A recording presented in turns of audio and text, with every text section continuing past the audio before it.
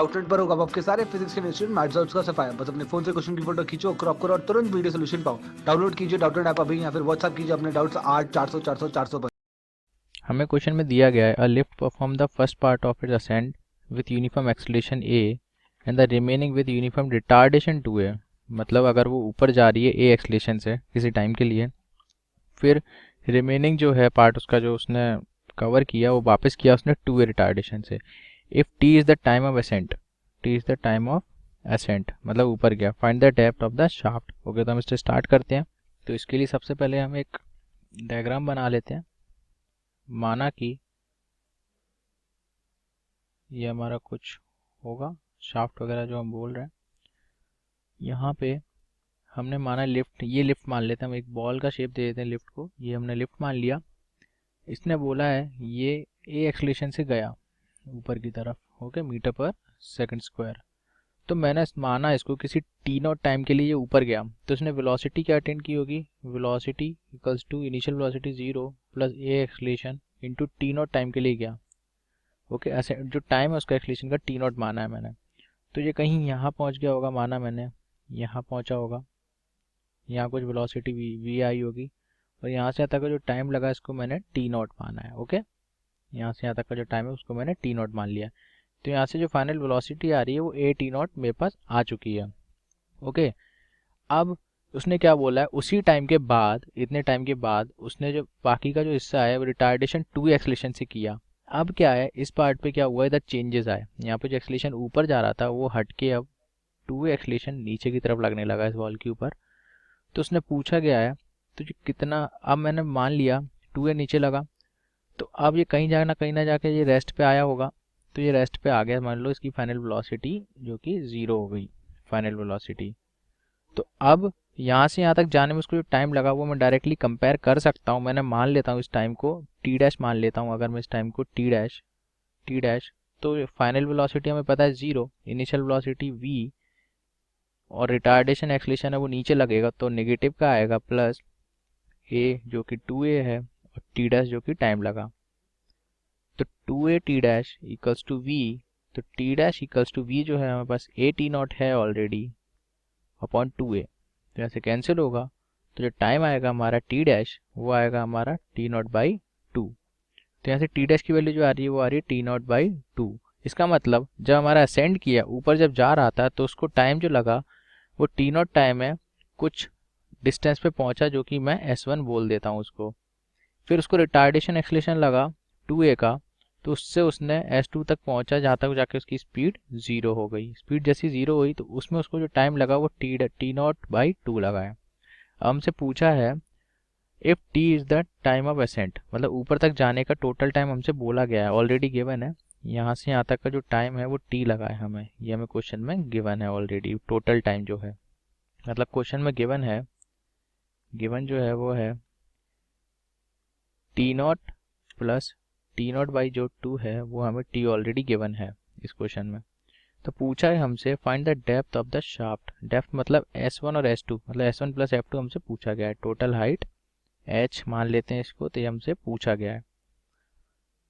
और हमको फाइंड क्या करना है, यहाँ पे मैं लिख देता हूँ, फाइंड हमें करना है दैट इज h, हमें फाइंड करना है equals to S1 plus S2 equals to S2। तो सबसे पहले मैं क्या करूँगा, यहाँ पे आपको दिख रहा होगा, इससे मैं यहाँ पे वैल्यू निकाल लूँगा। तो यहाँ से हमारा रिलेशन क्या आएगा, 3t0 by 2 equals to t. Therefore t की जो वैल्यू आ रही है यहाँ से टी नॉट की वो आ रही है 2t अपॉन 3। यहाँ से हमारी T not in terms of capital T आ गया है टोटल टाइम, इसको हम यहाँ पर रखेंगे इक्वेशन 1 लिख देंगे। अब हमें टोटल डिस्टेंस चाहिए h की हमने बात की है, तो h equals to S1 plus S2। तो हम क्या करेंगे, अब यहाँ पर हम पहले S1 निकालते हैं। तो S1 हमारा क्या आएगा, S1 जो है डायरेक्टली निकाल सकते हैं, ये दिया हुआ है ऊपर आपको दिख रहा होगा, यहाँ से यहाँ तक के लिए डिस्टेंस जो है।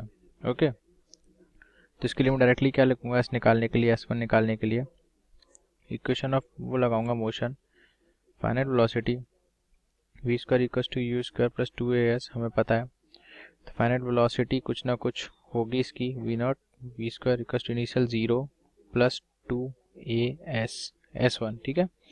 v की वैल्यू हमें पता है, v इक्वेशन 1 पे हमने निकाल रखी है, v हमने ऑलरेडी निकाल रखा है, ये निकाल रखा है v हमने, v equals to A not t है ऑलरेडी, हम इसको याद रखेंगे। यहाँ पर हम लिख देंगे, v जो है हमारा equals to A not A T not. Okay, तो यहाँ से जो वैल्यू आएगी वो आएगी ए टी नॉट का whole square equals to 2a/s1।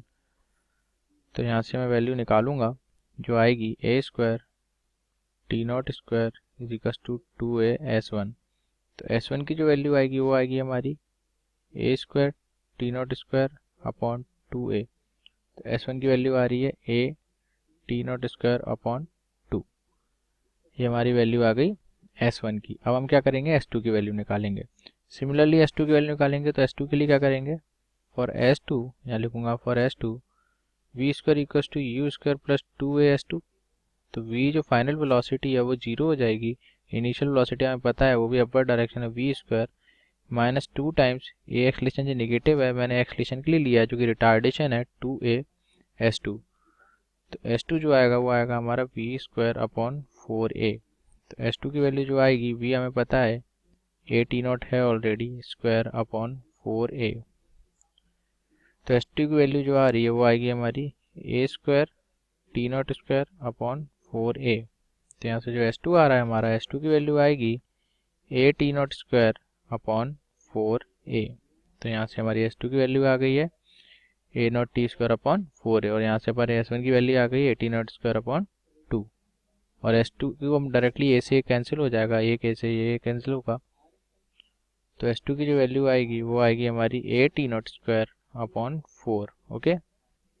Okay, तो हमें s1 और s2 की वैल्यू पता लग गई। अब हम क्या करेंगे, अब हमें पता है देयरफॉर जो हमें चाहिए वो हमें क्या है, डायग्राम में आप देख सकते हैं h हमें चाहिए, हमें ये h चाहिए। तो h के लिए क्या होगा, s1 प्लस s2। तो h equals to s1 plus s2। तो h की वैल्यू s1 हमें पता है क्या है, A T not square upon 2 plus s2 है हमारा A T square T not square upon 4। आप देख सकते हैं s2 तो यहीं दिख रहा है और s1 जो है वो ऊपर दिख रहा है A T not square by 2। तो h की जो वैल्यू आएगी वो आएगी हमारी 2 plus 1 upon 4 A T not square. तो यहाँ से जो वैल्यू आएगी h की वो आएगी हमारी 3/4 ए टी नॉट स्क्वायर, और टी नॉट की वैल्यू हमें पता है ऑलरेडी, इक्वेशन 1 में हमने निकाल रखी है 2t/3। तो h equals to 3/4 a into 2t/3 का होल स्क्वायर, और यहाँ पे ये लिखूंगा मैं फ्रॉम इक्वेशन 1 जो कि 1 इक्वेशन में पता है। तो यहाँ से जो h की वैल्यू आ रही है, h की वैल्यू आएगी हमारी 3/4 इंटू 4/9 ए टी स्क्वायर। तो 4 से 4 कैंसिल होगा और 3 से 3 टाइम्स 9 जाएगा। तो आंसर जो हमारा आएगा h का वो आएगा हमारा 80 स्क्वायर बाई 3। तो हमसे जो क्वेश्चन में पूछा गया था वो हाइट पूछी गई थी, और वो हाइट आएगी शाफ्ट की जो डेप्थ है वो यही आएगी h equals to 80 square by 3 है। ये हमारा आंसर है, यही हमसे पूछा गया था।